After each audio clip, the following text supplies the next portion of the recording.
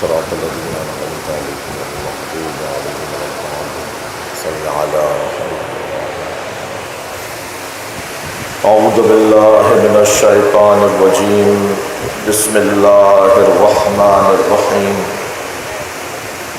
الحمد لله الذي لا يبلغ مدحته القائلون ولا يحصي نعماءه العادون ولا يعدي حقه المجتهدون الذي ليس لصفته حد محدود ولا نعت موجود ولا وقت معدود ولا أجل ممدود فطر الخلائق بقدرته ونشر الرياح برحمته الصلاة والسلام على الرسول المسدد المصطفى العمجد المحمود الأحمد سيدنا ومولانا ومولى الكونين جد الحسن والحسين وعاني والقاسم محمد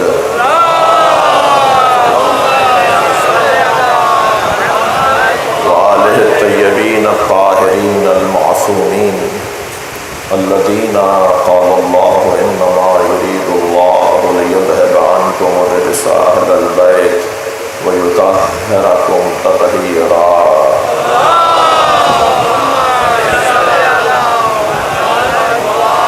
ولعنة الله على أعدائهم أجمعين من يوم عداوتهم إلى قيام يوم الدين أما بعد قال الحكيم في قرآن الكريم بسم الله الرحمن الرحيم قل هل من شركائكم من يهدي إلى الحق قل الله يهدي للحق أفمن يهدي إلى الحق أحق أن يتبع أمن لا يهدي إلا أن يهدى فما لكم كيف تحكمون صلوات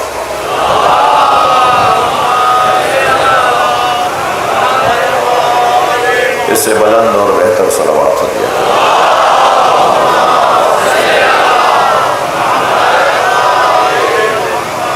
سورہ مبارکہ یونس کی 35ویں آیت ایک مرتبہ پھر پڑھنے کی توفیق حاصل ہوئی۔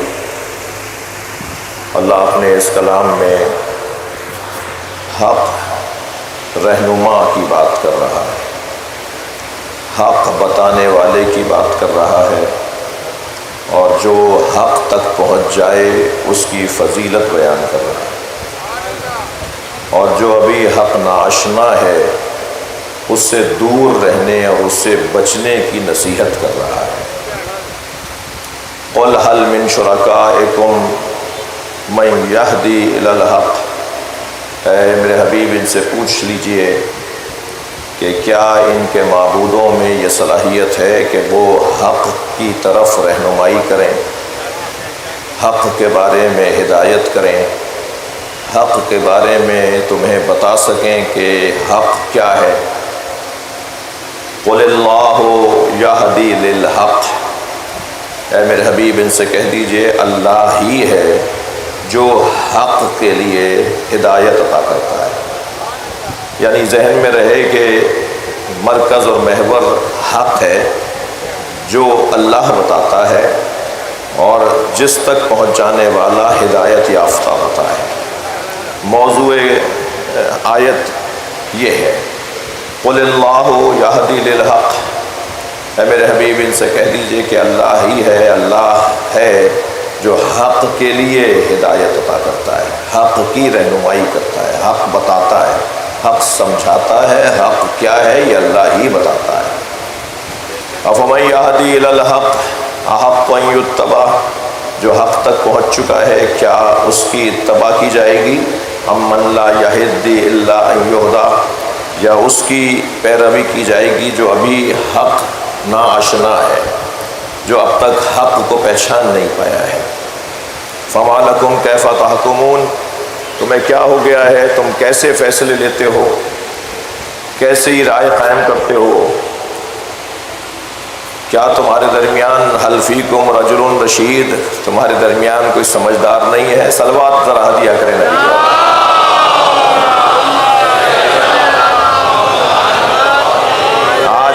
آٹھویں بیان میں، 8ویں منزل میں میں اس آیت کریمہ سے یہ استفادہ کرنا چاہتا ہوں کہ اللہ نے اپنے اس کلام میں حق کی طرف رہنمائی کس کا کام ہے، اور حق آشنا کی فضیلت کیا ہے، اور حق نا آشنا کی میں کہتا ہوں کہ اس سے دوری اور براءت اور بیزاری کا حکم اللہ نے دیا ہے، اور جو ایسا نہیں کرتا اسے اللہ صاحب عقل ماننے کو تیار نہیں ہے۔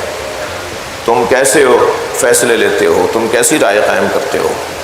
تو حق کیا ہے یہ ایک مجلس میں اشارتاً بیان ہوا، میں بحث کی تکرار نہیں کروں گا۔ حق وہی ہے جسے اللہ نے حق قرار دیا ہے۔ اللہ ہو اللہ حق، اللہ خود حق ہے۔ اب یہ اللہ حق ہے، اس کی تجلی کہاں ہے؟ اسے سمجھائے گا کون؟ اسے بتائے گا کون؟ اللہ ہے، اس کو سمجھانے اور ثابت کرنے کے لیے دو طریقے ہیں، ایک الفاظ کا سہارا لیا جاتا ہے اور ایک کردار کا سہارا لیا جاتا ہے۔ جی یہ جو کردار کے ذریعے اللہ سمجھانے والا گھرانہ ہے وہی حق ہے۔ اہل دقت بیٹھے ہوئے ہیں اور مجھے کیونکہ جہاں اس بچے کے لیے اپنے آپ کو ذرا نیچے لا کر بات کرنا پڑتی ہے، میری مراد یہی بچہ نہیں ہے، کیا معلوم یہ بچہ بہت سے بڑوں سے زیادہ سمجھدار ہے۔ میری مراد جن کے ہاں مبادیات نہیں پائے گئے ابھی، جن کے ہاں ابتدائی تعلیم کا فقدان ہے، تو ان کے لیے تھوڑا سا مجھے آسان بولنا میرے لیے ضروری ہے، لیکن یہ بھی نہیں ہوگا کہ علمی اور گہری اور سنگین گفتگو سے بھی میں ہاتھ اٹھا لوں، وہ بھی مجھے محسوس کرنا ہے، اپنے مجمع کو محسوس کروانا ہے۔ حق کی تعریف اہل لغت نے کیا کی ہے اور حق کی تعریف اہل اصطلاح نے کیا کی ہے؟ حق کی تعریف لغت نے یہ کی کہ الحق ہوا ثابت یسوغ انکارہ، یہ لغت نے حق کی تعریف۔ حق اس ثابت شے کو، اس ثابت چیز کو، اس ثابت بات کو، اس ثابت وجود کو، ایسا وجود ہو، ایسی شے ہو جو ثابت ہو، جو مضبوط ہو، جس کا یسوغ انکار ہو، جس کا انکار ناممکن ہو۔ یعنی اقرار کرنا اور ہے اور انکار کرنا اور ہے۔ توجہ رہے، بہت سارے لوگ حق کا اقرار نہیں کریں گے مگر وہ انکار کر رہے ہیں، یہ بھی لازمی نہیں ہے۔ بہت سارے لوگوں کے نزدیک حق ثابت ہونے کی وجہ سے وہ اس میں کچھ رکھوا دو، بہت سارے لوگ حق ثابت ہونے کی وجہ سے بہت ساری وجوہات کی بنیاد پر، توجہ میرے ساتھ رہے، بہت ساری وجوہات کی بنیاد پر، کبھی حسد ہوتا ہے، کبھی بغض ہوتا ہے، کبھی کینہ ہوتا ہے، اور سب سے بڑی بات کبھی تعصب ہوتا ہے۔ وہ کیونکہ فلاں ہیں اس لیے ہم کیونکہ فلاں ہیں ہم اسے نہیں مانیں گے کیونکہ وہ ہمارے قبیلے سے نہیں ہے۔ تو آپ ذرا دیکھ لیجئے گا کون کون علی سے دور ہے، ذرا سوچ لیجئے گا کہ کینے کی بنیاد پر کون مانتے ہوئے بولتے نہیں تھے، بغض کی بنیاد پر کون مانتے ہوئے بولتے نہیں تھے، حسد کی بنیاد پر اور تعصب کی بنیاد پر۔ میرے بچوں جوانوں میں آپ سے ایک جملہ ضرور یہیں کہہ دوں، خبردار تم بلتی ہو، پختون ہو، سندھی ہو، پنجابی ہو، سرائکی ہو، مہاجر ہو، اردو بولنے والے ہو، تم فارسی زبان ہو، تم عرب زبان ہو، کسی بھی زبان سے تمہارا تعلق ہو، خبردار کسی دوسرے قبیلے والے سے تعصب نہ کرنا، اس لیے کہ تعصب وہ بیماری ہے جس نے اہل بیت کو تکلیف پہنچائی ہے، اور اہل بیت کو ہر وہ چیز جس اوزار سے تکلیف پہنچائی گئی ہے وہ اوزار ہمارے ہاں نہیں پایا جاتا۔ صلوات پڑھ لیں محمد و آل محمد۔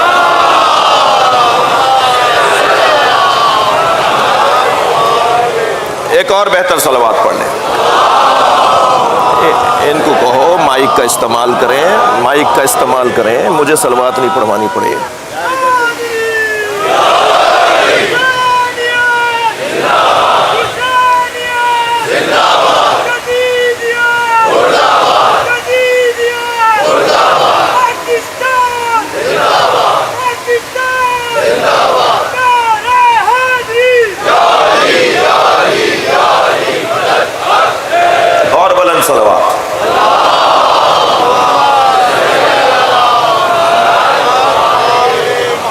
اس سے بہتر اور بلند صلوات.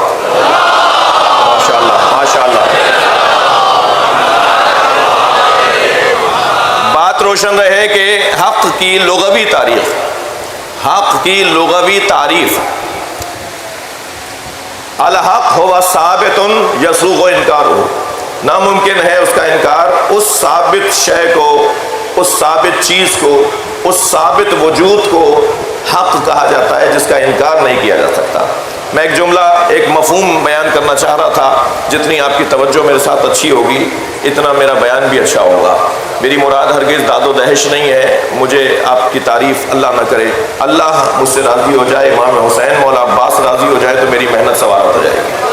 تو یہ ممکن ہے، یہ ممکن ہے کہ کسی کے نزدیک حق ثابت ہو مگر وہ اقرار نہ کرتا ہو. تو تعریف حق میں یہ نہیں کہا گیا ہے کہ وہ جو اقرار کرتا ہو، تعریف حق میں یہ کہا گیا ہے جو انکار نہ کیا جا سکے. تو آپ بڑے بڑے اہل بیت کے دشمنوں سے پوچھ لیجئے کہ تم نے علی ولی اللہ تو نہیں پڑھا مگر کیا تم یہ بھی نہیں مانتے ہو کہ علی حق ہے؟ بھائی کتنا بڑا نام، ایک آپ کے سامنے نام لے رہا ہوں، کتنا بڑا نام ہے عمرو ابن عاص کا، کہ جب حضرت ابن عباس سے مقابلہ ہوا، دیجیے ابرار بھائی کو دے دیجیے، جب حضرت ابن عباس سے ان کا سامنا ہوا تو مولا کی شہادت ہو چکی تھی، مولا علی شہید ہو چکے تھے. تو عمرو عاص نے ابن عباس سے کہا کہ علی نہیں رہے، یاد تو آتے ہوں گے. تو حضرت ابن عباس کی آنکھوں میں آنسو آ گئے اور مولا کے فضائل انہوں نے بیان کیے. تو عمرو عاص نے ایک جملہ یہ کہا کہ اے ابن عباس، کیا تم یہ جانتے ہو کہ علی کی یہ عظمتیں صرف تمہیں پتہ ہے؟ ذرا رکو، ذرا صبر کرو. اپنے خیمے میں گیا اور ایک صندوق سے ایک کاغذ نکال کے لایا جس پر 10 اشعار لکھے ہوئے تھے مولا علی کی شان میں. کہنے لگا میں نے لکھے ہیں علی کی شان میں. جس کا پہلا مصرع محاورہ بن گیا. عرب لوگ بھی تشریف فرمائیں، عربی محاوروں کو جاننے والے آپ بھی تشریف فرمائیں. جس کا پہلا مصرع، ایک محاورہ میں آپ کو عربی کا سنا رہا ہوں، اور وہ محاورہ عمرو عاص کے اشعار کا پہلا مصرع ہے. الفضل ما شہدت بہ العادا. صلوات پڑھیں ذرا محمد و آلہ.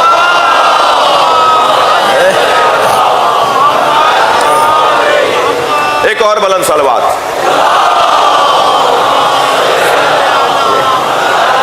الفضل ما شہدت بہ العادا.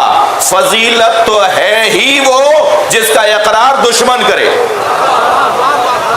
اپنے آپ کو کہہ رہا، ظاہر کھلا دشمن ہے تو کہہ رہا ہے میں دشمن تو ہوں علی کا، مگر میں خود اقرار کر رہا ہوں کہ علی کے اندر فضائل ہے.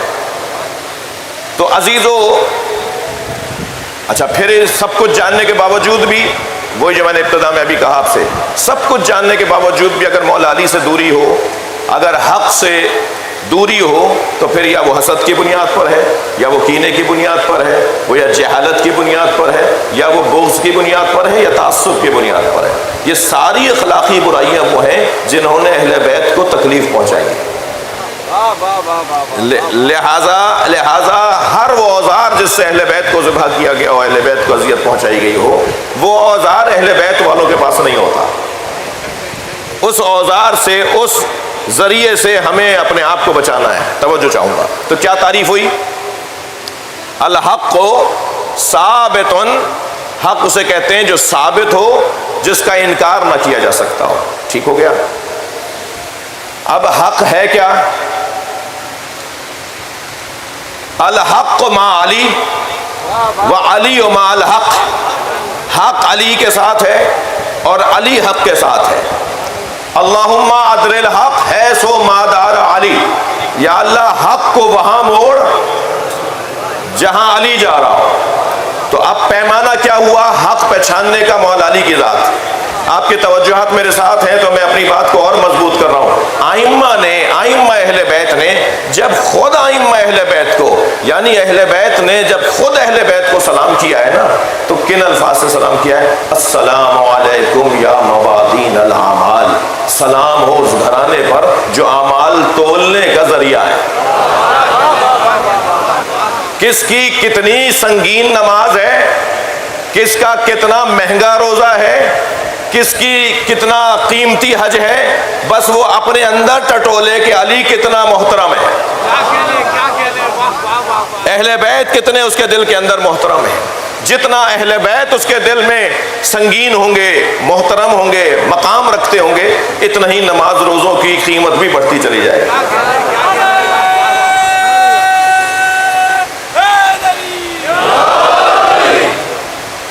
توجہ کر لیا آپ نے؟ میں اسی منزل پر سیدہ کی خدمت میں آپ کے ساتھ مل کر ایک سلام کروں، بی بی کی یاد میں ذرا کچھ دیر کے لیے ایک جملہ کم سے کم سن لیجئے۔ فاطمہ اس کے ابجد صغیر ہیں 9، فاطمہ کا ابجد صغیر ہے 9 اور حق کا ابجد صغیر ہے 9۔ علی فاطمہ کے ساتھ ہے، فاطمہ علی کے ساتھ، حق علی کے ساتھ ہے، علی حق کے ساتھ۔ نبی مکرم نے کبھی سیدہ کو معیار قرار دیا؟ جس سے فاطمہ راضی اس سے اللہ راضی، جس سے فاطمہ ناراض اس سے اللہ ناراض۔ اور کبھی معیار قرار یہ دیا کہ حب علی، اللہ اکبر، حبہ ایمان و بغضہ کفر، یعنی اگر پیمانہ لینا ہے ایمان کا اور کفر کا تو وہ علی کی محبت ہے۔ تو اللہ نے حق سے ہمیں آشنا کیا اور اللہ چاہتا ہے کہ حق آشنا بنے، حق چھوڑنے والے نہ بنے۔ قرآن مجید میں یوں تو حق سے متعلق اور حق کے تعارف سے متعلق بہت سی آیات ہیں، مگر اپنے مضمون میں 3 آیتوں کی طرف آپ کی توجہ چاہوں گا۔ ایک جگہ ارشاد ہو رہا ہے وَلَا تَلْبِسُوا الْحَقَّ بِالْبَاطِلِ وَتَكْتُمُونَ الْحَقَّ وَأَنْتُمْ تَعْلَمُونَ، خبردار حق اور باطل کو مخلوط نہ کرو، حق اور باطل کو مخلوط نہ کرو، اور خبردار حق چھپایا نہ کرو۔ توجہ چاہ رہا ہوں عزیزان گرامی، یہ توحید پروردگار اور ولایت علی 2 ایسے موضوع ہیں جن کو چھپانے والا یا کافر ہو جاتا ہے یا منافق کہلاتا ہے۔ جس کو موت کا عنوان بنا دیتی ہے، جس کو موت کا عنوان بنا دیتی ہے، خانہ دل کو یہ زندان بنا دیتی ہے، اور بغض حیدر کے سقیفائی مرض سے بچنا، بغض حیدر کے سقیفائی مرض سے بچنا، یہ مسلمان کو شیطان بنا دیتی ہے۔ نعرہ تکبیر! اتنا بڑا مجمع نعرہ تکبیر اتنا اچھا سے لگائے گا اسلام آباد تک، جو آپ کہنا چاہتے ہیں آواز صحیح ہے، یہ آواز وہاں تک پہنچانی ہے تاکہ ان کو پتہ چلے کہ عزاداروں کی مشکلات میں دور کیسے ہیں۔ نعرہ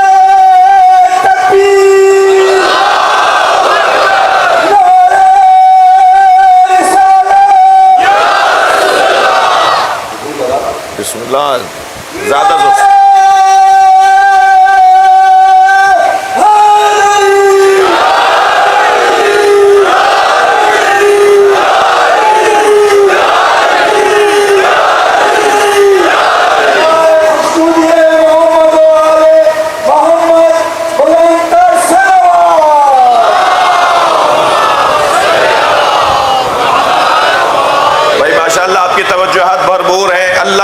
مجید میں حق اور باطل کو مخلوط کرنا پسند نہیں کر رہا ہے۔ خبردار حق اور باطل ایک ساتھ نہیں ہے۔ اگر آمادہ ہیں تو مثال دے دوں، نہ جانے مجھے پتا ہے لیکن میں نہیں چاہ رہا کہ بیان کروں کہ کیا خط میں لکھا تھا شام کے حاکم نے مولا علی کو۔ خط تو نثر میں تھا، علی نے نظم میں جواب دیا۔ اب وہ سارا خط تو یقیناً میں نہیں پڑھوں گا، لیکن اس آیہ کریمہ میں جو اللہ نے رہنمائی کی ہے کہ خبردار وَلَا تَلْبِسُوا الْحَقَّ بِالْبَاطِلِ، حق اور باطل کو مخلوط نہ کرو اور حق کو چھپاؤ بھی نہیں، اور اگر تم ایسا کرو گے تو گویا تمہاری بے عملی ثابت ہوگی۔ وَأَنْتُمْ تَعْلَمُونَ، تم جانتے ہو، اس کے بعد ایسا کر رہے ہو۔ جو جانتا ہوا ایسا کر رہا ہو، پہچانتا ہوا ایسا کر رہا ہو، اسے پتا ہو کہ حق کیا ہے اور نہ مان رہا ہو، تو اللہ اس کی مذمت کر رہا ہے۔ تمہارے دل میں کچھ اور ہے، زبان پر کچھ اور ہے۔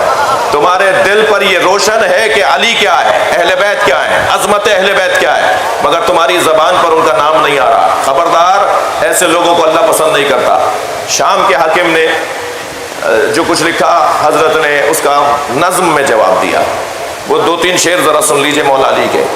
مولا علی ارشاد فرماتے ہیں، شمیم بھائی آپ کی توجہ چاہوں گا، مولا علی ارشاد فرماتے ہیں کہ تم مجھے میرے ساتھ اپنا مقایسہ کر رہے ہو، وَلَا تَلْبِسُوا الْحَقَّ بِالْبَاطِلِ، ذرا صلوات پڑھ لیں محمد و آل محمد۔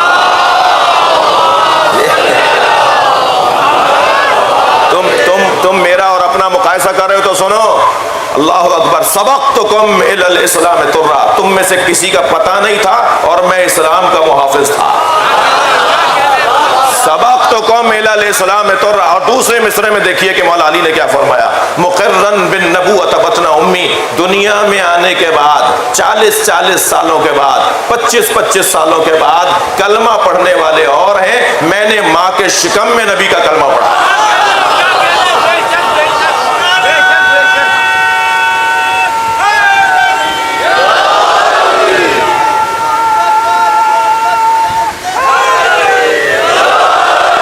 ماشاءاللہ، میرے مولا فرماتے ہیں مقرن بالنبوۃ بطن امی، میں نے ماں کے شکم میں نبی کا کلمہ پڑھا ہے۔ وجعفر الذی، تھکے ہوئے تو نہیں آپ، وجعفر الذی یضحی وینسیٰ، اور وہ جعفر طیار جو صبح شام یطیر مع الملائکۃ ابن امی، وہ جعفر طیار جو صبح شام جنت میں فرشتوں کے ساتھ پرواز کرتا ہے، وہ میرا ماجایا ہے۔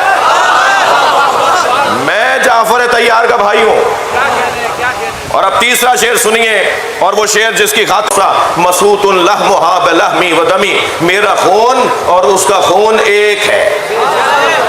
چوتھا شعر ذرا سن لیجئے، مولا فرماتے ہیں وَسِبْتَ أَحْمَدٍ وَلَدَايَ مِنْهَا وَسِبْتَ أَحْمَدٍ وَلَدَايَ مِنْهَا فَمَنْ مِنْكُمْ سَهْمٌ كَسَهْمِي۔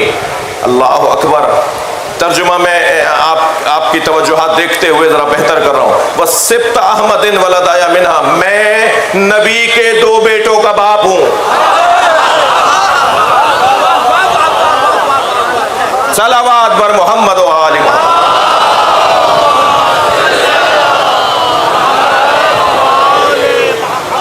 بھائی خون جگر کی گفتگو ہے اور آپ کی توجہات ماشاءاللہ، اور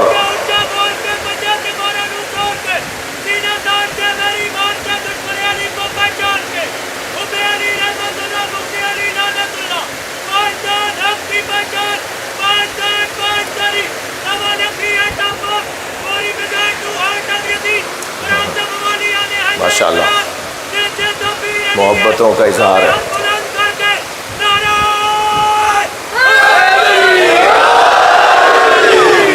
مولا اب قرآن یہ کہہ رہا ہے کہ خبردار حق اور باطل کو مخلوط نہ کرو، اور خبردار حق مت چھپایا کرو۔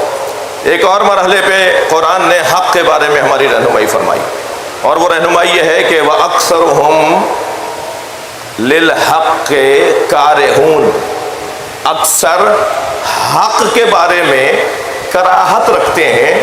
اکثر وہ ہیں جو حق کے بارے میں ناپسندیدگی کا اظہار کرتے ہیں، حق کے بارے میں ذرا منہ اتر آتا ہے۔ میں لفظوں کو بہتر کر رہا ہوں، جب حق کی بات آتی ہے تو چہرہ پھیکا پڑ جاتا ہے۔ یہ تو کسوٹی بہت پہلے اہل بیت نے دے دی ہے، میں اور لفظوں کو بہتر کر رہا ہوں، یہ کسوٹی تو بہت پہلے نبی نے دے دی ہے کہ اگر یہ جاننا چاہتے ہو کون مومن ہے کون منافق ہے، اس کے سامنے علی کا ذکر کر دیا کرو۔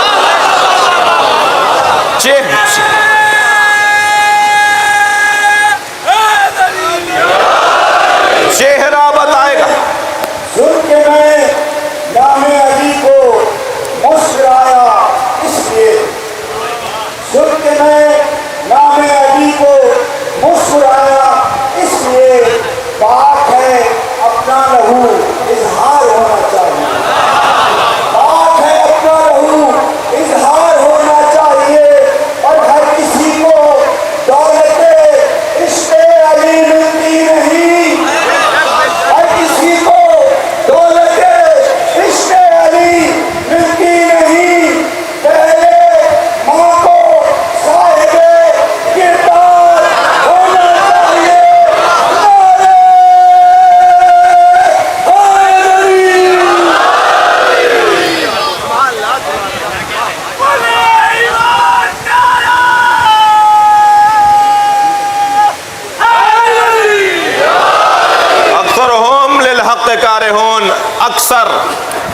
کو سمجھ میں آ گیا جب قرآن نے پہلے ہی کہہ دیا کہ علی کے ساتھ اکثریت نہیں ہوگی؟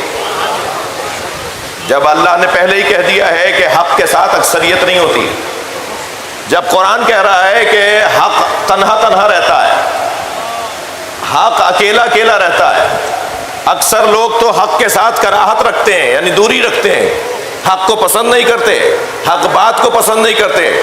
بھائی میری بات کی طرف توجہ کیجئے گا، میں کچھ کہنے جا رہا ہوں۔ یعنی یہ ہماری بہت زیادہ آرزو نہیں ہے کہ سب اس دروازے پر ہوں۔ ظاہر ہے اس دروازے پر ہونے کے لیے ایک علت تو وہ ہے جو ابھی میرے بھائی نے دو مصروں میں بیان کی کہ ماں باپ کا کردار، طہارت۔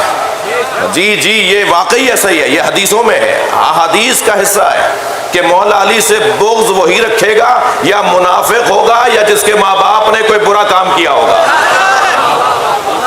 جی یہ تو ہے نا، ہونا ہے۔ حق سے دوری یہ معاشرے میں ہونی ہے۔ اب اس بنیاد پر میں آپ سے توجہ چاہوں گا، اس بنیاد پر کیا اقل لوگ، کم لوگ، تعداد میں کم لوگ وہ بھی حق چھوڑ دیں؟ تھوڑا گردن ہلاؤ بھائی۔ کیا اس بنیاد پر، اچھا وہ تو کہتے ہیں، بعض تو کہتے ہیں کہ جی اگر آپ حق پر ہیں تو پھر آپ کو تو زیادہ ہونا چاہیے۔ قرآن کہہ رہا ہے جو حق پر ہوتا ہے اسے کم ہونا، وہ کم ہوتے ہیں۔ تم کہہ رہے ہو جو حق پر ہو، صحیح ہو، سچے ہو، تو تمہاری تعداد کم کیوں ہے؟ پہلی بات تو یہ کہ اکثرہم لا یعقلون، قرآن نے کہا اکثر تو عقل ہی نہیں رکھتے۔ پھر قرآن نے کہا اکثرہم للحق کارہون، اکثر تو وہ ہیں جو حق سے کراہت کرتے ہیں۔ تو اکثر کا عنوان اور ہے اور ان سے کم کی تعداد کا عنوان اور ہے۔ اور اگر اکثریت ہی حق ہے، توجہ چاہوں گا کہ جو اکثریت میں ہے وہی حق پر ہے، تو پھر اکثریت میں تو مسیحی ہیں اس وقت۔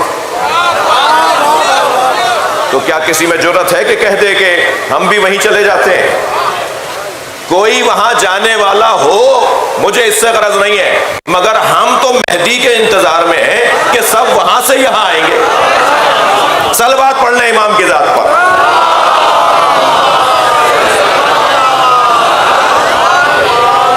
سب کو یہاں آنا ہے نا۔ وہ آیہ کریمہ جو حجاج ابن یوسف نے کہا کہ اس آیت کو میں سمجھ نہیں پا رہا کہ اللہ کیا کہہ رہا ہے کہ ان من اہل الکتاب الا لتؤمنن بہ قبل موتہ ویکون علیہم شہیدا۔ جتنے بھی مسیحی اور یہودی ہیں وہ مرنے سے پہلے مومن ہو جائیں گے۔ کہنے لگا یہ مر تو رہے ہیں مگر مومن نہیں ہو رہے۔ تو میں یہ سوچ رہا ہوں کہ اب ان سب کو میں خود اپنے ہاتھ سے مار دیتا ہوں۔ تو دربار میں بیٹھے ہوئے ایک شخص کی آواز آئی کہ امیر یہ آیت تو کچھ اور کہہ رہی ہے، آپ کچھ اور سمجھ رہے ہیں۔ کہہ لیں آیت صاف کہہ رہی ہے کہ اہل کتاب جو ہیں وہ مرنے سے پہلے مومن ہو جائیں گے۔ تو اہل کتاب مر رہے ہیں مگر مومن نہیں ہو رہے، تو اب یہی حل ہے کہ قرآن پہ عمل کروا دوں، سب کو میں خود ہی مار دوں۔ تو انہوں نے کہا نہیں حضور، یہ تو آخری زمانے کی آیت ہے جب حضرت مہدی ظہور فرمائیں گے اور حضرت عیسیٰ ان کے پیچھے نماز پڑھیں گے تو سارے اہل کتاب مومن ہو جائیں گے۔ کہنے لگا یہ کہاں سے لے کر آیا ہو بات، یہ بات کہاں سے لے کر آئے ہو؟ بات بڑی مضبوط ہے۔ کہنے لگا جان کی امان ہو تو کہوں۔ کہا میں نے امان دی۔ کہا یہ محمد باقر نے بتایا ہے۔ صلوات پڑھ لیں امام کی ذات پر۔ اور بلند صلوات نبی کی ذات پر۔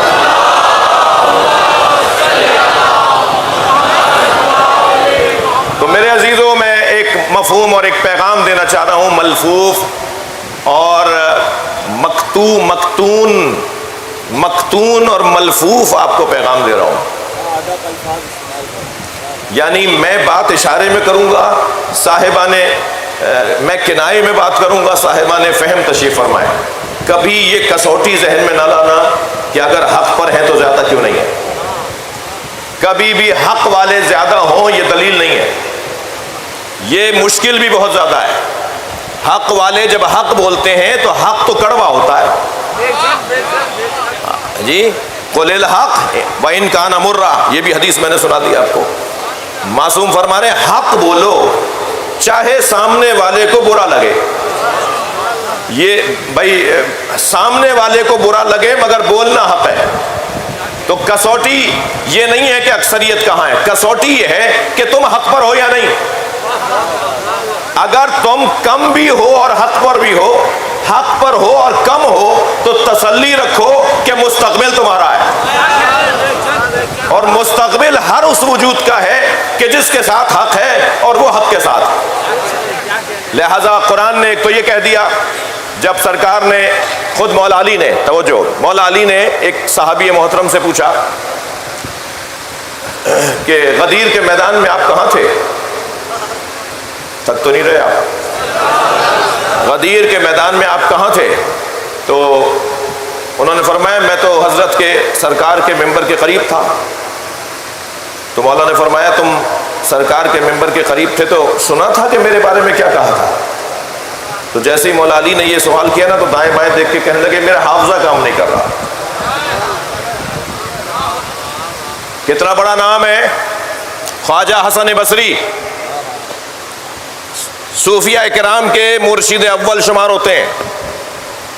صوفیوں کے، صوفی مسلکوں میں جتنے بھی سلسلے ہیں، ان میں سے ایک کو چھوڑ کر سارے سلسلوں کا جو سر سلسلہ ہے وہ حضرت حسن بصری ہیں، اور حضرت حسن بصری کی ولادت ہو رہی ہے حضرت عمر کے دور میں، اور وہ جو بھی نبی سے قول نقل کرتے ہیں وہ کہتے ہیں کہ قال رسول اللہ نے یہ فرمایا، کوئی راوی بیچ میں نہیں لاتے۔ تو کسی نے ان سے پوچھ لیا کہ آپ تو رسول اللہ کے زمانے میں تھے ہی نہیں، آپ رسول اللہ سے کیسے قول کو نقل کر سکتے ہیں؟ آپ بتائیے نا کہ آپ کے اور رسول اللہ کے درمیان میں رابطہ کون تھا، فاصلہ کون ہے، کس سے سنا کہ رسول اللہ نے فرمایا؟ تو کہنے لگے جتنے بھی قول میں نے علی سے سنے ہیں وہ سب میں کہتا ہوں رسول اللہ نے فرمائے۔ تو کہنے لگے پھر آپ علی کا نام کیوں نہیں لیتے؟ کہنے لگے میری اولاد زیادہ ہے، خانوادہ بہت بڑا ہے، مجھے زندہ رہنا ہے۔ بہت مشکل ہے، صلوات پڑھ لیں ذرا محمد والے۔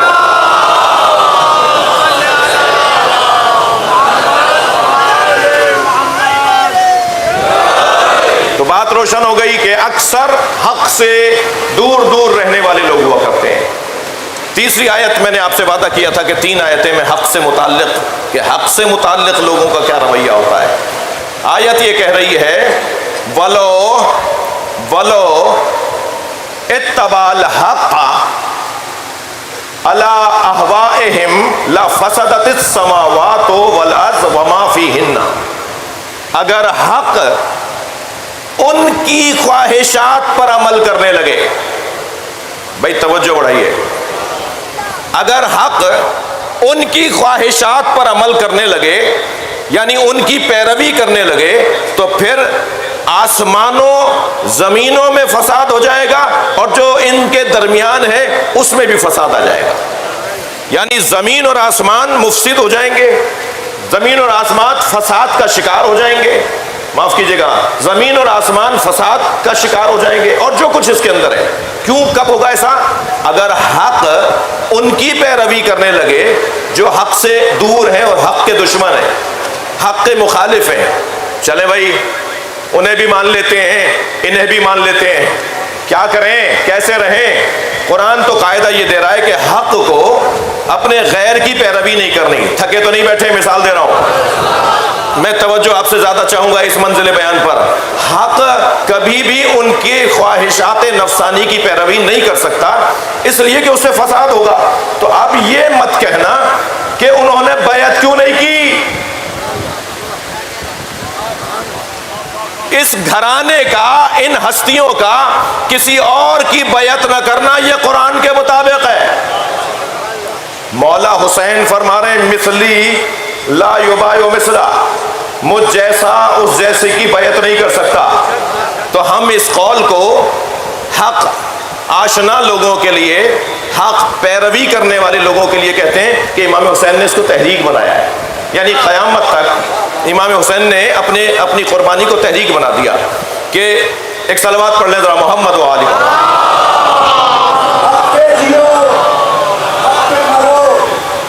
ظالم کی صحبت میں جینا ذلت ہے، حق پہ جیو، حق پہ مرو، ظالم کی صحبت میں جینا ذلت ہے۔ دے گئے یہ پیغام شہید کرب و بلا، دے گئے یہ پیغام شہید کرب و بلا، حق پہ فنا ہو جانے میں ہے رائے بتا۔ ظالم سے ظالم سلطان کے آگے حق کی بات کرو، کر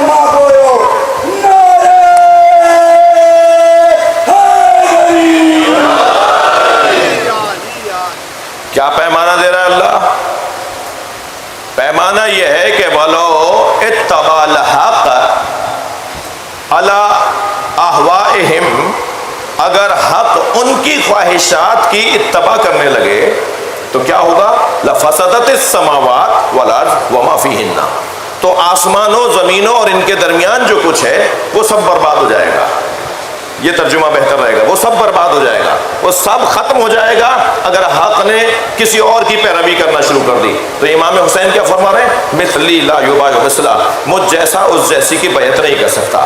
بھائی توجہ چاہوں گا، یہ قول ہم انقلابی دوستوں کے ساتھ مل کر، میں تو دعویٰ نہیں کر رہا کہ میں انقلابی ہوں، مگر انقلابی دوستوں کے ساتھ مل کر ہم اس قول کو اس انداز سے بیان کرتے ہیں کہ امام نے تحریک بنا دی ہے کہ مجھ جیسا اس جیسی کی بیعت نہیں کروں. چاہتے تو فرما دیتے کہ میں اس کی بیعت نہیں کروں گا.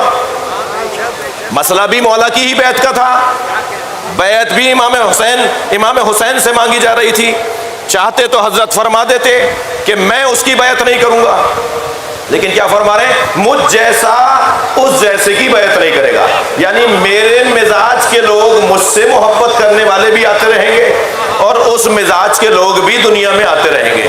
تو جو حسینی مزاج ہیں وہ یزیدی مزاج کے سامنے جھکیں گے نہیں. مثلا یہ پیغام ہم جہاں دیتے ہیں نا، بالکل صحیح ہے یہ پیغام. اس کا یہ مطلب بھی نکلتا ہے جو مطلب ابھی میں نے آپ کو بیان کیا، اور بڑے سجا کے میں نے تو 2 منٹ میں بھی شاید نہیں بیان کیا، جلدی بیان ہو گیا. پوری کتابیں لکھی گئی ہیں اس کے اوپر، باقاعدہ اس کے اوپر سیمینار ہوئے کہ یہ امام نے کیا فرما دیا، مجھ جیسا اس جیسے کی بیعت نہیں کر سکتا. مگر آج کے مضمون میں مولا کا یہ قول مولا کی شہادت کے بعد نہیں دیکھ رہا، میں مولا کا یہ قول مولا کی شہادت سے پہلے کے منظر میں دیکھ رہا ہوں. مجھ جیسا اس جیسے کی بیعت نہیں کر سکتا. تو کوئی تو کھڑا ہو کر کہتا کہ آپ کے بابا نے کر لی تھی.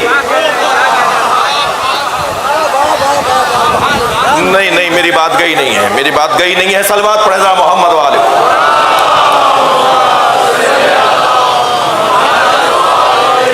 کوئی کھڑا ہو کر کہتا کہ علی نے بیعت کر لی تھی، کوئی کھڑا ہو کر کہتا کہ آپ کے بھائی حسن نے بیعت کر لی تھی، وہ تو آپ جیسے تھے. آپ کہہ رہے ہیں مجھ جیسا اس جیسے کی بیعت نہیں کر سکتا، تو وہ تو آپ جیسے تھے. ہم اس طرف سے بات نہیں کر رہے کہ وہ کسی اور جیسے تھے، مگر حسن مولا اور مولا علی تو حسین جیسے تھے نا. تو آپ کہہ رہے ہیں کہ مجھ جیسا اس جیسی کی بیعت نہیں کرے گا. تو آپ کے بھائی نے کیوں کی، آپ کے بابا نے کیوں کی؟ مجھے تو یہاں علامہ اقبال کا سہارا چاہیے. علامہ اقبال نے 4 مصروں میں امام حسن کی صلح کی بھی تشریح کر دی. خبردار وہ بیعت نہیں تھی، خبردار وہ صلح کا وہ عنوان بھی نہیں تھا جو امت لیتی ہے. علامہ اقبال کے عقیدے پر میں نے 4 مصرے آپ کو ہدیہ کرنے. علامہ اقبال کہتے ہیں آ یکے شمع شبستان حرم. صلوات پڑھیں محمد والے.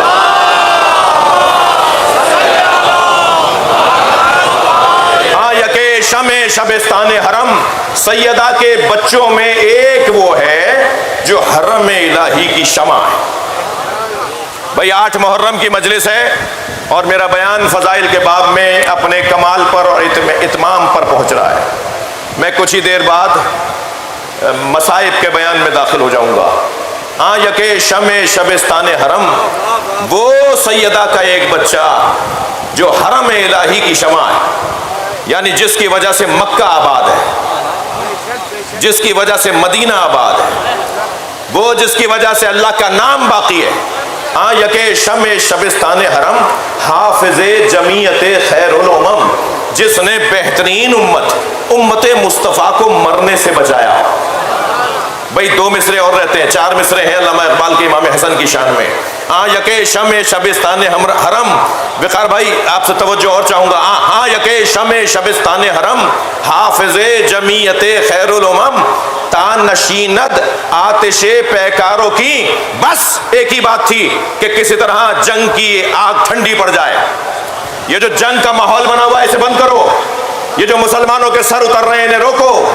یہ جو مسلمانوں کا خون بہ رہا ہے اسے بند کرو. تا نشینت آتش پیکاروں کی، پشت پازر پر سرے تاج و نگیں. حسن مجتبیٰ نے تخت و تاج کو لات مارا تھا، بیعت نہیں کی تھی.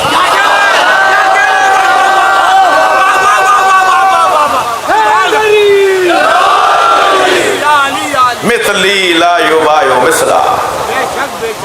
مجھ جیسا اس جیسے کی بیعت نہیں کر سکتا۔ کیا کہہ رہا ہے قرآن؟ کہ خبردار، حق غیر حق کی پیروی نہیں کرے گا، اور اگر وہ ایسا کرے گا تو زمین اور آسمان تباہ ہو جائیں گے۔ کہیں کونے خدروں سے آوازیں آتی ہیں امام حسین بیعت کر لیتے، مثلا فلاں شخصیت بھی تو چلی گئی، فلاں شخصیت بھی تو چلی گئی۔ بھائی سوال ان سے ہوگا کہ انہوں نے بیعت کیوں کر لی، امام حسین سے سوال نہیں ہوگا کہ آپ نے بیعت کیوں نہیں کی۔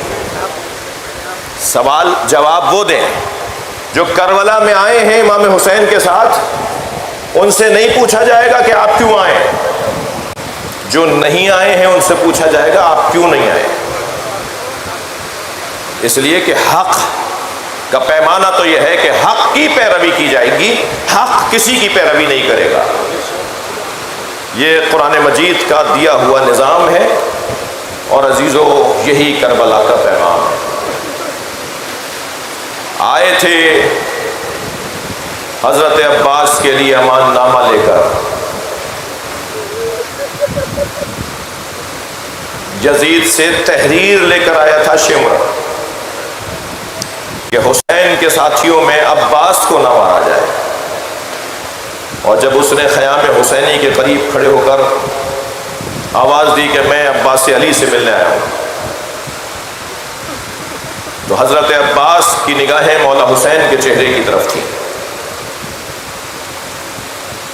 آواز آئی عباس، اگرچہ فاسق ہے مگر جواب دینا ضروری ہے، بات کرو، جا کے سنو کیا کہہ رہا ہے۔ حضرت عباس خیمے سے باہر آئے، پوچھا کیا کہنا چاہتا ہے؟ کہ میں آپ کے لیے یہ تحریر لے کر آیا ہوں، میں لکھوا کر لے آیا ہوں کہ آپ کے لیے امان نامہ ہے، عباس کو کوئی نہیں مارے گا۔ تو صرف ایک سوال کیا ہے، اس تحریر میں مولا حسین کا نام ہے؟ کہا نہیں، حسین کو ہم ماریں گے، حسین کا نام نہیں ہے۔ تو فرمایا جس تحریر میں، جس امان نامے میں مولا حسین کا نام نہ ہو، اس پر بھی لعنت، لانے والے پہ بھی لعنت، لکھنے والے پہ بھی لعنت۔ یہ کہہ کر مولا خیمے میں واپس آ گئے۔ حضرت عباس کو وفا کے ساتھ کیوں یاد کرتے ہیں؟ کوئی ایک مثال نہیں ہے۔ حضرت عباس وفا، اور وفا عباس اور عباس وفا، یہ گویا ایک وجود کے دو نام ہیں۔ ہم کہتے ہیں عباس اور ہم کہتے ہیں وفا، گویا ایک ہی حقیقت کے دو جلوے ہیں۔ پھر جو بچپن سے کربلا کا انتظار کر رہا ہو، شادی بھی مولا علی نے کلابیہ خاندان میں اس لیے کی کہ اللہ مجھے شجاع بیٹا عطا کرے جو میرے حسین کے کربلا میں کام آئے۔ ایک بیٹے کی خواہش تھی مولا علی کی، جناب ام البنین کے بطن مبارک سے 4 شجاع بیٹے مولا علی کے دنیا میں آئے، اور سنیں گے یہ چاروں کربلا میں شہید ہو گئے، اور چاروں کی جو رجس کبھی پڑھا جائے کہ حضرت جعفر نے رجس کیا پڑھا، حضرت عون نے رجس کیا پڑھا، حضرت عثمان نے رجس کیا پڑھا، اور مولا علی کے عباس نے کیسے میدان میں اپنے آپ کو پہنچایا۔ تو چاروں بھائیوں کی شجاعت مثالی ہے۔ ام البنین، بیٹوں کی ماں، سلام ہو کربلا کی بیویوں پر، کیسی شیر دل خواتین ہیں، ایسے ایسے چاند جیسے چہرے، کردار میں اللہ کے مسلم ولی خدا، وہ ارادہ کریں تو اللہ اس ارادے پر عمل کرے اور پورا کر دے۔ کل 9 محرم کو حضرت علی اکبر کا بیان شہادت ہوگا۔ حضرت علی اکبر مستجاب الدعویٰ حسین مولا کے فرزند ہیں، لوگ ان کے پاس حاجتیں لے کر آتے تھے، علی اکبر دعا کرتے تھے، وہ اس کے گھر پہنچنے سے پہلے حل ہو جاتی تھی، مگر خود کربلا میں پیاسے ہیں۔ ان بیویوں میں ایک بی بی لیلا ہے نا، بہت بڑے باپ کی بیٹی ہیں، بی بی لیلا اور بی بی رباب، دونوں سگی بہنیں ہیں۔ چونکہ معاف کیجیے گا، بی بی ام فروہ اور بی بی لیلا امام حسن کی زوجہ اور امام حسین کی زوجہ، دونوں ایک باپ سے ہیں، دونوں کے والد اپنے قبیلے کے سردار ہیں، شاہی خاندان سے تعلق ہے، مگر دونوں بیویوں نے، بی بی لیلا نے بھی اور بی بی ام فروہ نے بھی، اپنے بچوں کو ایسے قربان کیا ہے کہ جس کی مثال تاریخ جد و جہد کے اندر کم ملتی ہے۔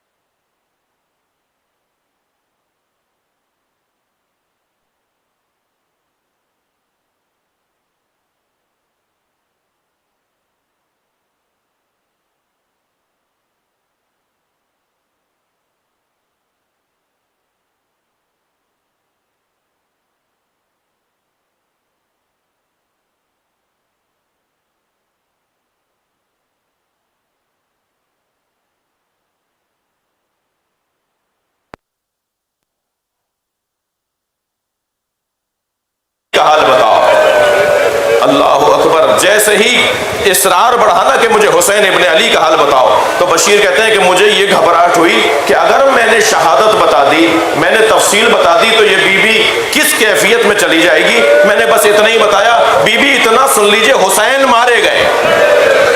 تو جیسے ہی یہ جملہ کہا نا بشیر نے کہ حسین مارے گئے، تو بشیر کہتے ہیں انہوں نے زمین پر پیر مارا، بی بی نے زمین پہ پیر مارا اور کہا عباس کہاں تھا؟ کہا جب حسین کو مارا گیا تو عباس کے بازو کٹ چکے تھے۔ اجرکم اللہ، اجرکم اللہ، آپ کی آوازیں بلند ہیں، اللہ آپ کو اجر عطا فرمائے۔ جب حسین کو مارا گیا تو عباس زندہ نہیں تھے۔ جی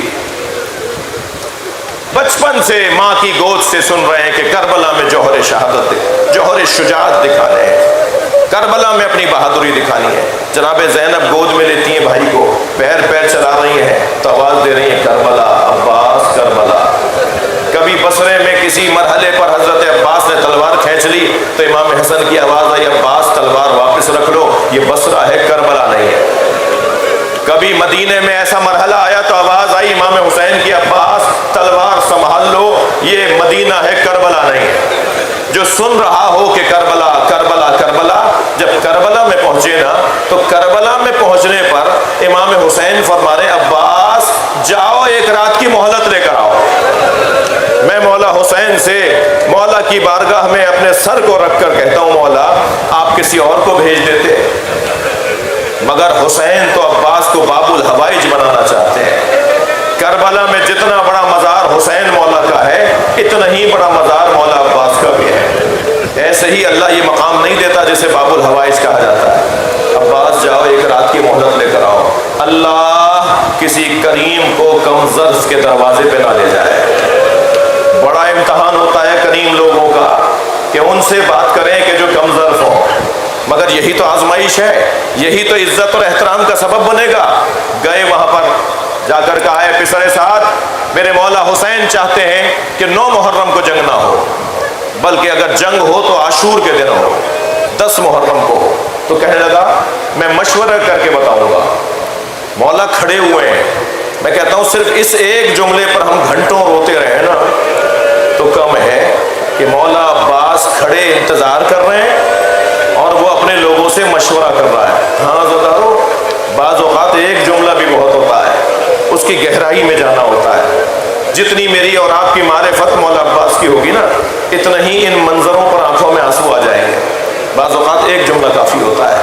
کچھ عرصے پہلے میں ایک جگہ مجلس کے لیے گیا، بڑا مجمع تھا، رش تھا ملنے والوں کا، کسی کا دھکا لگا، میرا امامہ گر گیا، تو بانی نے اسے اٹھا کے دیا اور معافی مانگنے لگا کہ مجھے معاف کریں آپ، میرے ہاں آپ کے ساتھ ایسا ہو گیا۔ وہ معافی مانگ رہا تھا اور میری آنکھوں میں آنسو آ رہے تھے۔ میری حیثیت کیا ہے، ہماری حیثیت کیا ہے، ہماری نسلیں قربان امام حسین کی جوتیوں کی خاک پر، ہماری دنیا قربان اہل بیت کے نام کے اوپر، ہماری حیثیت کیا ہے۔ اتنی سی بات پر وہ معافی مانگ رہا تھا، مجھے رونا اس پر آ رہا تھا کہ حسین کا امامہ اتار کے لے گئے۔ مجھے رونا اس پر آ رہا تھا کہ کوئی ابا اتار کر لے گیا۔ بعض اوقات ایک جملہ رونے کے لیے زدارو کافی ہوتا ہے۔ کربلا میں حرم امام حسین میں مداح ذاکر مجلس پڑھ رہا ہے، آیت اللہ شیرازی صاحب فتویٰ تحریم تمباکو، جنہوں نے تمباکو کی تحریم کا فتویٰ دیا تھا، وہ مجلس میں بیٹھے تھے اور ذاکر مصائب پڑھ رہا تھا۔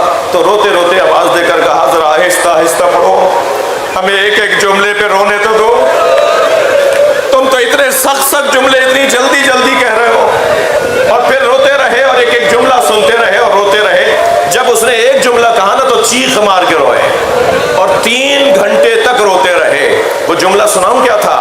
وہ جملہ یہ تھا کہ ذاکر نے کہا شام کے دربار میں آواز دی گئی زینب کو دربار میں لایا جائے۔ اجرکم اللہ، رونے کے لیے حضرت اجرکم اللہ، اجرکم اللہ، اللہ آپ کو کسی غم میں نہ لائے۔ 8 محرم کو بھی اگر مجھے رونے کی توفیق نہ ہو، عزادارو جنہیں رونا نہیں آتا وہ اللہ سے آنسو مانگے۔ یہ جو ایک قطرہ آنسوؤں کا ہے نا، یہ ہماری قبر میں بڑا کام آئے گا، یہ آخرت میں بڑا سامان ہے ہمارے لیے۔ حضرت عباس کھڑے ہیں اور وہ کہہ رہا ہے کہ میں مشورے کر کے بتاؤں گا۔ تو ابن جمو نامی ایک سردار نے کہا امیر اگر ترک اور دیرم کے غلام بھی اجازت مانگتے نا تو ہمیں دے دینا چاہیے تھی، یہ تو زہرا کا لال حسین ہے، یہ نبی کا نواسا حسین کہہ رہا ہے کہ عاشور کے دن جنگ کرو، 9 محرم کو جنگ نہ کرو۔ تو باہر آ کر کہتا ہے عباس علی ہم نے طے کر لیا اب جنگ عاشور کے دن ہوگی۔ عاشور کا دن آ گیا، کبھی قاسم کو عباس سنوار رہے ہیں، کبھی ہور کا استقبال کر رہے ہیں، کبھی حبیب ابن مظاہر کو آگے بڑھ کر گلے لگا رہے ہیں، کبھی جا کر 32 حسین مولا کے اصحاب کو دشمن کے نرغے سے نکال کر لائے۔ اور شاید یہی وہ مرحلہ تھا جس میں حضرت عباس کا لقب غازی پڑا کہ آپ 32 اصحاب حسینی کو گھیر لیا تھا دشمن نے، اکیلے جا کر انہیں بچا کر لائے۔ امام نے فرمایا عباس جاؤ انہیں سالم لے کر آؤ، کیونکہ صبح کے وقت میں جو جنگ ہوئی ہے وہ لشکر بلشکر ہوئی ہے، اور پھر چاشت کے بعد سے تن بتن جہاد ہوا ہے۔ یہاں سے ایک مجاہد جاتا تھا، وہاں سے ایک آتا تھا، اور وہ ایک ایک سے لڑتا رہتا تھا۔ اور دشمن تو اتنا کمزور تھا، جب ان کے لوگوں پر لوگ مرنے لگتے تھے، جب ان کے کشتوں کے کشتے لگتے تھے تو پھر وہ ایک ساتھ حملہ کرتے تھے، اور پھر جب وہ سب مل کر حملہ کرتے تھے تو کبھی قاسم گھوڑے سے گرتے تھے، کبھی اون و محمد گھوڑوں سے گرتے تھے۔ اور پھر کربلا کے میدان میں امام حسین کے ساتھ بھی تو یہی ہوا، کوئی پتھر مار رہا تھا، کوئی تیر مار رہا تھا، کوئی نیزہ مار رہا تھا، جس کے ہاتھ میں کچھ نہیں تھا وہ کربلا کی گرم ریت مار رہا تھا۔ اور حسین گھوڑے پہ ڈگمگاتے ہوئے بالآخر وہ وقت آیا کہ حسین مولا گھوڑے سے حضرت عباس سارے مجاہدوں کو حسین کے ساتھ لاتے رہے. اب فرمایا مولا مجھے مرنے کی اجازت دے دیجیے. ہاں یہ نہیں فرمایا مجھے لڑنے کی اجازت دے دیجیے. جب امام سے کہا نا مولا مجھے مرنے کی اجازت دے دیجیے، اس لیے کہ اب تو کوئی لشکر ہی نہیں رہا، اب تو سب چلے گئے، مولا مجھے بھی جانے کی اجازت دے دیجیے. ابھی حسین مولا سے کھڑے بات کر رہے تھے کہ جناب سکینہ خیمے سے باہر آئے اور کہا بابا میرے بھائی علی اصغر کے جینے کا سامان کریں. یہ چھوٹے چھوٹے بچے شدت عطش سے کہیں دنیا سے نہ چلے جائیں. بابا کچھ پانی منگا دیجئے بچوں کے لیے. اب آپ سوچ سکتے ہیں حضرت عباس بچوں کی آس بن کے جا رہے ہیں. مشکیزہ دیا مولا حسین نے، جاؤ بچوں کے لیے پانی لے کر آؤ. مولا دوڑے ہیں، گئے ہیں نہر کی طرف اور ایک مرتبہ مشکیزے کو بھرا. اس وقت محسوس ہوا، کیا محسوس ہوا؟ ٹھنڈک محسوس ہوئی. چلو میں پانی لیا، دوبارہ نہر کی طرف پانی پھینک دیا. ان ہاتھوں کو ٹھنڈک محسوس ہوئی تھی نا، اب میرے ہاتھ کٹ بھی گئے تو کوئی بات نہیں. حضرت عباس پانی لے کر واپس آ رہے ہیں کہ ایک مرتبہ حکیم ابن طفیل لعنت اللہ علیہ نے ایک اوٹ سے، ایک کمین گاہ سے حضرت عباس کا بازو قلم کر دیا. تو مولا نے آواز دی تو میرا دوسرا بازو بھی کاٹ دو تب بھی میں پانی پہنچاؤں گا. پھر مولا کا دوسرا بازو کاٹ دیا. سنیں گے عزادارو، حضرت عباس نے مشکیزے کے تسمے کو اپنے دانتوں میں ایسے دبایا جیسے کسی شیر کے منہ میں شکار، اور اپنے آپ سے کہتے جا رہے ہیں کہ جلدی چل، جلدی پہنچ، سکینہ تک پانی پہنچانا ہے.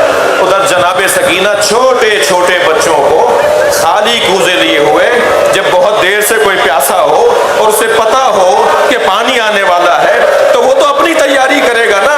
ہر بچے نے کوزہ ہاتھ میں اٹھایا ہوا ہے. ابھی سامنے سے عباس آئیں گے اور ایک ایک بچے کے کوزے میں پانی ڈالیں گے. اور جب حضرت عباس کے دونوں بازو قلم ہو گئے تو آواز دے رہے ہیں، اپنے آپ سے کہہ رہے ہیں، اپنے آپ سے بات کر رہے ہیں، جلدی پہنچو عباس، سکینہ پیاسی ہے. مگر سنیں گے عزادارو کیا ہوا؟ ایک سنسناتا ہوا تیر عباس مولا کی مشق میں آ کے لگا. پانی کے ساتھ آس بہنے لگی. آواز دی ہے رہوار اب میں اس قابل کہاں رہا کہ سکینہ کے سامنے جاؤں. ایک مرتبہ آنکھ میں تیر آ کے لگا. رونے والوں میں پوچھ سکتا ہوں جس کے ہاتھ نہ ہو اور اس کی آنکھ میں تیر لگ جائے وہ کیسے تیر نکالے گا؟ کہ ایک مرتبہ جھک کر گھٹنوں کے درمیان پھل لے کر تیر نکالنا چاہا کہ سر پہ گرز آ کے لگا. عباس گھوڑے سے زمین کی طرف آئے. آواز دی مولا میرا سلام آخر اجرکم اللہ. ایک عجیب منظر ہے جو مقتل میں اس مرحلے پر بیان ہوا ہے. جیسے ہی مولا عباس نے فرمایا نا میرا سلام آخر، تو امام حسین گھوڑے پر بیٹھ کر اس طرف روانہ ہوئے کہ جہاں سے عباس گرے تھے اور آواز آئی تھی. مگر سنیں گے آدھے رستے جا کر واپس آ گئے. پھر خیموں کے درمیان اپنے گھوڑے پر رہے اور پھر عباس کی طرف گئے. پھر آدھے رستے جا کر واپس آ گئے. مقتل لکھنے والوں نے عجیب بات لکھی ہے. وہ یہ لکھتے ہیں کہ آگے جاتے تھے تو پھر خیال آتا تھا اب زینب پر حملہ ہو جائے گا. واپس آتے تھے کہ بیویوں کی حفاظت کروں تو خیال آتا تھا بھائی بلا رہا ہے. حسین بینا محظورین یہ لکھا ہوا ہے کتابوں میں. حسین دو رستوں کے درمیان تھے. وہاں جاؤں کہ عباس بلا رہا ہے، یہاں جاؤں کہ اب بیویوں پہ حملہ ہو جائے گا. اجرکم اللہ. ادھر حضرت عباس کے قریب قاتلوں کا حلقہ تنگ ہو رہا ہے اور حضرت عباس ایک جملہ بار بار کہہ رہے ہیں میرا سر نہ کاٹنا جب تک حسین نہ آ جائے. اللہ اکبر. قاتلوں کو آوازیں دے رہے ہیں اے تلوار اٹھانے والوں مجھے اتنی دیر اور رہنے دو کہ میرا مولا میرے سرحانے آ جائے. امام حسین جب قریب پہنچے تو آپ یہی جملہ دہرا رہے تھے. کیونکہ پیر کی آہٹ ہوئی نا تو یہی جملہ دہرا رہے تھے میرا سر کچھ دیر بعد کاٹ لینا، حسین آنے والے ہیں، میرا مولا آنے والا ہے. امام آگے بڑھے، پیشانی کا بوسہ دیا، عباس تمہارا حسین آیا ہے. حضرت عباس کا سر زانو پر رکھا. تھکے نہیں عزادارو جنہیں رونا آ رہا ہے، جن کے مذہب میں رونا جائز ہے وہ تکلف کر کے نہ روئیں. نہ معلوم نہ جانے آئندہ سال 8 محرم میری زندگی میں ہے یا نہیں. زانو پر سر رکھا، حضرت عباس نے سر ہٹا دیا. امام نے پھر سر رکھا، پھر حضرت عباس نے ہٹا دیا.